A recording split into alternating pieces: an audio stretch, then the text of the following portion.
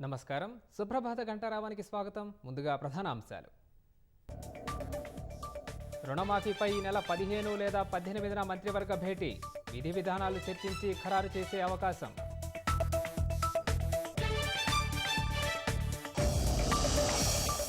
కాళేశ్వరంపై న్యాయ విచారణ గడువు 2 నెలలు పెంపు. నేడు జస్టిస్ ఘోష్తో భేటీ కానున్న నిపుణుల కమిటీ.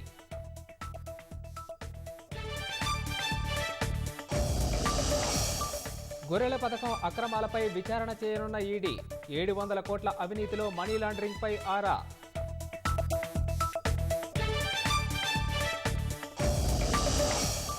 జాతీయ అర్హత ప్రవేశ పరీక్షపై నేడు సుప్రీంలో విచారణ. గ్రేస్ మార్కులు సహా 3 పిటిషన్లపై వాదనలు.